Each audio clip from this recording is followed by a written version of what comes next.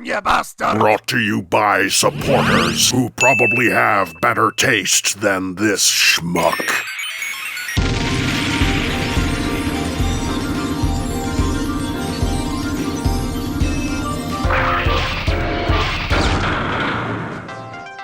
I don't think many people these days realize just how much of a big deal the 07 movie was. When it hit the scene, the world went Transformers crazy in a way that simply hasn't been felt since. Standard toys, gimmick toys, tangent lines, lunchboxes, coloring books, Legends class returning full force. It was a true sight to behold. The movie did gangbusters, and as such, every arm of Hasbro was going hell for leather trying to get toys on the shelf. It's no wonder that many consider this the golden age of Transformers. I'm not sure I'd consider it that, but it's a definite defendable choice. The problem with getting such an immense amount of product on shelves in such a short period of time means that not everything is going to be given the time required. We're not just talking prototype designs. We're talking so rushed that things end up being barely functional as toys. The film introduced a lot of concepts to the average consumer. Transforming robots, disguised vehicles, racism, the best human in the franchise, more racism, the military looking cool, left cheek, left cheek, left cheek. Not all concepts are going to be given the same level of care, and one such is the idea of trans scanning. Pretty easy to understand. They see a vehicle, they scan it, bada bing, bada boom, it's done. But how do you represent that as a toy? Especially when you don't have the hindsight of the 2011 Deluxe. Greetings, Cybertronians. I'm DrLockdown, and today's diagnosis pertains to Transformers 2007 Takara Tomy trans-scanning Bumblebee.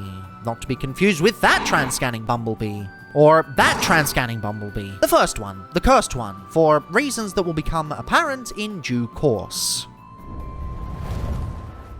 Before we begin, I'd like to discuss the packaging. It's not something I typically care for, usually it's in the bin before I've even left the shopping center simply for storage reasons, but I think it is cool to occasionally show off for older figures. They're a piece of history, and although I won't make a habit of this, just this once, indulge me as I reminisce over a formative style piece of my collecting history. 07 packaging was seriously something else, the rugged red background with the crisp character renders on the front, and the real car just slapped on. The iconic industrial logo, so iconic that it's basically become my default font for the past however many years. Even the use of real toy photos on the back instead of wishy-washy renders that either make the detail seem way more impactful than it actually is or washes it out so that it looks flat as a pancake. Never anything in between, it's always one extreme or the other. Either way, although this is technically a 2008 toy, it's very much ingrained in the 2007 ethos, and that ethos still very much holds up today. It really makes me wish they'd reissue figures from the first live-action movie toy line. They've occasionally done it before, but it's always with the caveat of doing more modern packaging styles. I'd really love to see these fellows come back in the same packaging system as the original releases, in the same vein as the retro G1 and Beast Wars reissues of recent years. But enough yapping about the cardboard that surrounds it. No point keeping a figure in the box when a review awaits. Let's crack this thing open! You know, admittedly, I'm a little bit hesitant to open this. I always feel kinda iffy opening older toys that are still semi-pristine in package. I mean, this thing's still a bit tattered now. But you know, it's part of history. Shouldn't they remain in box? But, I gotta do what I gotta do. There's barely any reviews of this thing online as is. Nobody's properly covered this thing, so I feel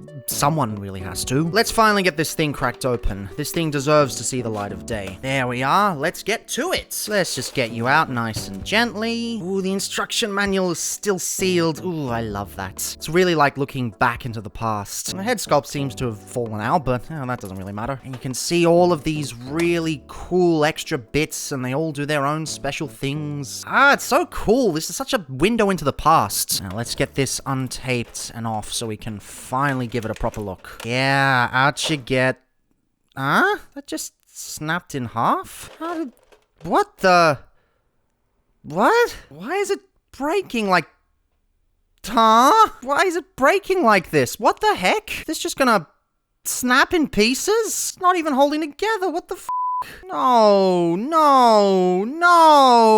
There's sort of different levels in which something can be rushed to release. Not everything is constructed the same. Sometimes it's just a little bit of jank, others it's catastrophic. When Nintendo was first releasing their home and portable console hybrid, they needed a killer launch lineup to fill the first year. Hot off the heels of the Wii U being a catastrophic failure, they did not want a repeat, lest the company crash and burn. No game was more affected by this than Xenoblade Chronicles 2. Although a delightful experience, going on to sell the most units out of the entire series, the consequences of rushing development led to more than just cut content. Consistent audio and dubbing issues, tutorials that actively included incorrect information and made the game significantly worse. They couldn't even block off the cut content properly, as it's still accessible through some carefully placed geometry fuckery. It's a game that features a lot of jank in the trank, and yet, in spite of it all, it still delivers an experience that is mechanically sound, thematically rich, and emotionally resonant. It's my least favorite in the series, but it's still a damn fine game. The toy equivalent, at least for the 07 movie, would be the leader-class outing of Optimus Prime. Trying to force the Cybertron engineering style into the movie aesthetic is no easy feat, especially as they were working off key art that differed significantly from the final film. Yet, through all its chonky legs and lights and sounds, it was an incredibly fun figure. However, not everything is afforded such luck. Sometimes things go sour. 2020's Cyberpunk 2077 was troubled with a rushed development cycle as well, though for different reasons.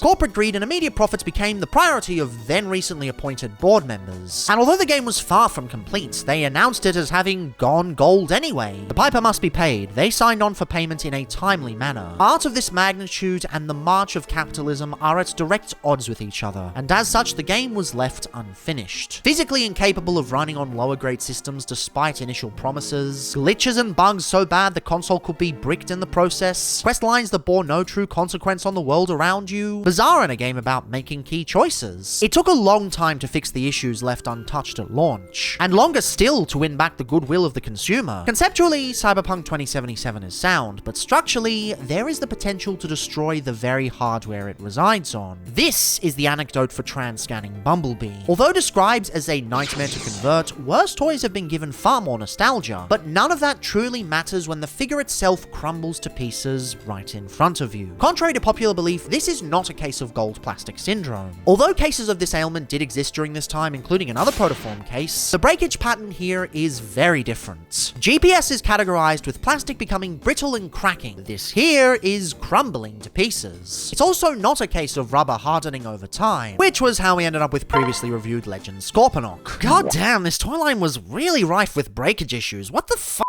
Hasbro uses many different types of plastic for a multitude of circumstances, but by current designers' own words, polyvinyl chloride, or PVC, isn't one picked frequently. Most of this likely comes down to rigidity. Although it's a very durable material, often used in construction and medical equipment for that very purpose, it's not very bendy, and that sort of bendiness is something a toy for children would need, so I suppose its use wouldn't be ideal for most toys. But this here isn't a toy designed for children. It's a premium Takara collector's item. I even recall seeing one of these at Kinokuniya ages ago, alongside Encore G1 Ironhide of all things. Perhaps as that caveat wasn't something that needed to be taken into account, Takara believed it would be an okay concession to make. Nobody truly knows the reason, but it's clear that PVC was used simply because of the breakage pattern. What we have here is a PVC frame, and the key thing to note is a rigid pipe plastic just isn't going to work for that sort of thing. This is where we need to introduce a chemical called a plasticizer, which falls into the ester category. Esters are essentially acids where they perform the old switcheroo on a few molecules in it. Most plasticizers use esters derived from phthalic acid, referred to as phthalates. And for those who indulge in self-care, yes, that's the stuff many soap companies advertise not having in their bars of animal fat. Because there's a whole hullabaloo on whether they're actually safe to use on the skin or not, and the research may or may not be bona fide. I don't fucking know, I'm a toy reviewer, I'm not a chemist. This is all very confusing to me as is. Point is, they plonk those phthalates into the PVC to make a glass transition much easier at a lower temperature. Massively oversimplifying, like the vast majority of this script portion for the sake of my own sanity, glass transitions are when plastic goes from something crystalline to something more amorphous, or vice versa. In this instance, we want to heat up the PVC so it goes from rigid to a more rubbery texture. Now, all of this is carefully calculated and balanced just right. I mean, it's beyond my own comprehension, so it's got to be some level of complicated. The problem, however, is far more simple. For whatever reason, they chucked way too much plasticizer in this thing. That's not going to be an issue short term, but in time, too much plasticizer means it can't properly bond with the actual PVC polymer. With that, it tries to escape the PVC in the form of fumes, but it's stuck inside a reasonably airtight packaging, so instead, it's absorbed back into the figure itself,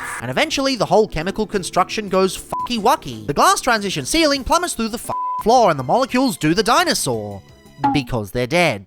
Also, it gives the whole thing the consistency of chocolate that's been left out of the fridge for a bit. This is why second-hand copies that have been out of the box for a significant amount of time are far more likely to be in a better shape, albeit sadly not guaranteed. Mint sealed box copies, however, are unfortunately doomed from the start. And given this thing sold exceptionally poorly thanks to the infamy of its conversion, many copies remain mint. What was trans-scanning Bumblebee, actually? Well, in theory anyway. I guess in essence, it was an internal skeleton with different parts you could attach to the outside, mimicking the entry protoform or the Camaro form. I suppose you dubbed this the predecessor to the construct bots, but when such a concept is rushed to production, already the toy is going to look unappealing. So they remain within the box, which itself is a death sentence. The plasticizer issue is all but guaranteed to be the cause of this breakage. It's the only breakage pattern that exhibits a chocolate-type consistency crumble, a far cry from other breakage issues. And even if I could review the figure properly, would there be much of a point? What good is a figure that only converts within its kibble surrounding a static frame? Already the movie designs are hard enough to convey in plastic form, Bumblebee especially so. Do you really want to alien attackify the design? At least it relies on a faux chest, so you don't have to deal with whatever nightmare that would incur. The head sculpt is a nightmare in itself. I know his face wasn't done particularly well with many of the original 07 figures, but this is especially bad.